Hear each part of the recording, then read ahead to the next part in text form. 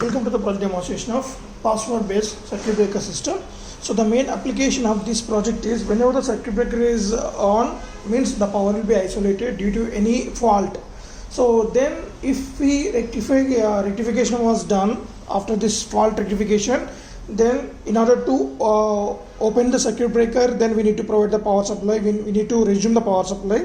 Then the circuit breaker should be controlled with secure manner, otherwise it may get leads to the dangerous situations for the person who are there in the repairing section.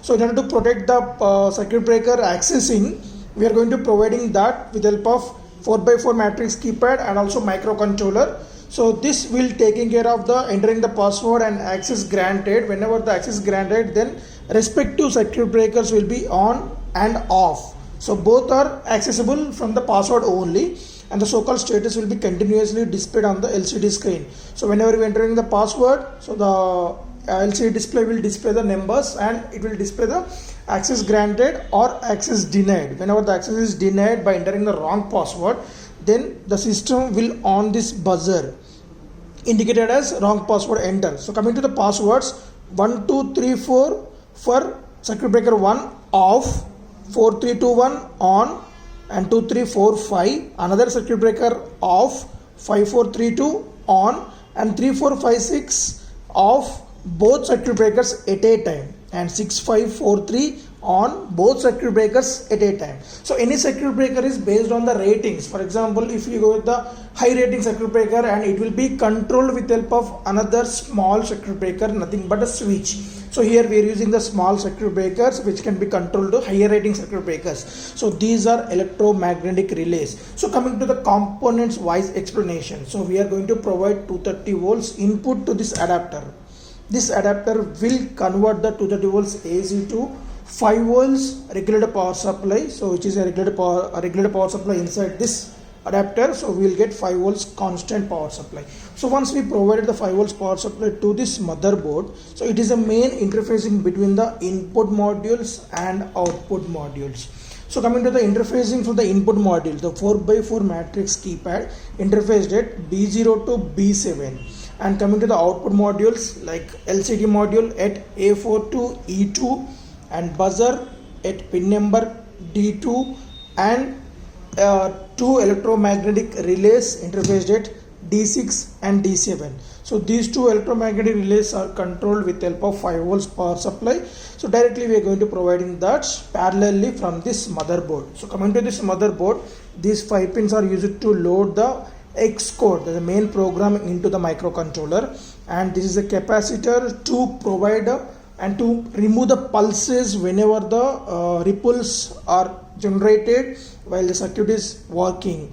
And next, this one is the power LED indication with 330 ohm resistor, and this is the reset switch to restart the microcontroller whenever the system went to hang position or is not responding properly. Then you can just restart this by press and release. And this steel plated one is a crystal oscillator which will provide the clock pulse to our microcontroller. So the main purpose of this crystal oscillator is whenever we are executing the instruction set inside the microcontroller. So what are the instruction set? Read the password and display on the LCD and controlling the relays, and if it is wrong password, then on the buzzer. So these are the instructions. It will be executed with help of the clock pulses, means one instruction, one clock pulse. So whenever the controller get the one clock pulse from this crystal oscillator, so it will execute one instruction, next clock pulse, next clock pulse, next clock pulse, next clock pulse. So like this it will keep on executing the 20 mega clock instructions in 1 second, as we are providing 20 megahertz of clock frequency. And this one is just LED indication along with the buzzer. So these two are the visual indication and audible indications from the motherboard. And this buzzer board consists of a transistor, that is BC547 transistor. So whenever we are going to switching on the transistor, so here we are using the transistor as a with basic operation. As we know that BC547 transistor will act as a switch initial operation. So now we are using the transistor as a switch. So why? Because the microcontroller can't drive this buzzer as it need more current. So that's why we are using the switch between the main 5 volts power supply and to the buzzer, and with 1 kilo ohm of trigger current limiting resistor. Same here we can observe there are the two transistors. So here consider these two relays also high current driven components. So that's why when we are switching on this relays, instead of directly controlling that, because we can't drive that much of current, so we are making use of two transistors. So the microcontroller will switch on this transistor and the transistor will switch on the relay and the relay will switch on the circuit breaker. So there will be one LED indication which will show us the status of our relay status. And next there are two resistors. One is for the relay transistor current limiting resistor and one is for the LED current limiting resistor, that's 330 ohm and 1 kilo ohm.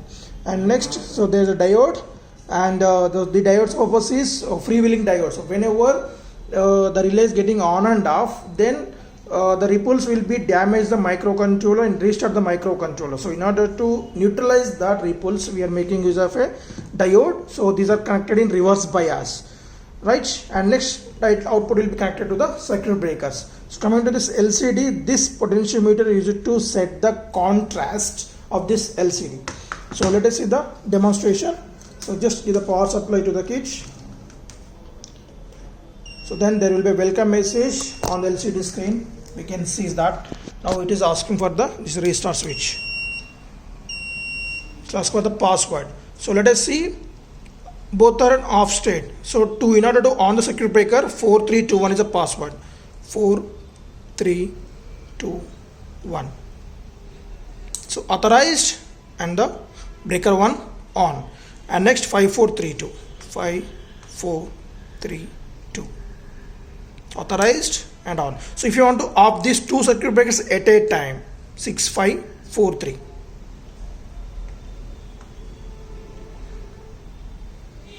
Right. Sorry, 6543 for on. So 3, 4, 5, 6. So both are off. So same 6, 5, 4, 3. Both are on. If you want to on separately, wrong password. Let us see. Unauthorized, wrong password. So 1, 2, 3, 4. So only this will off. Again 2, 3, 4. Right. So in this manner we can control the circuit breakers. So we can add multiple circuit breakers, can be controlled independently or at a time. Thank you.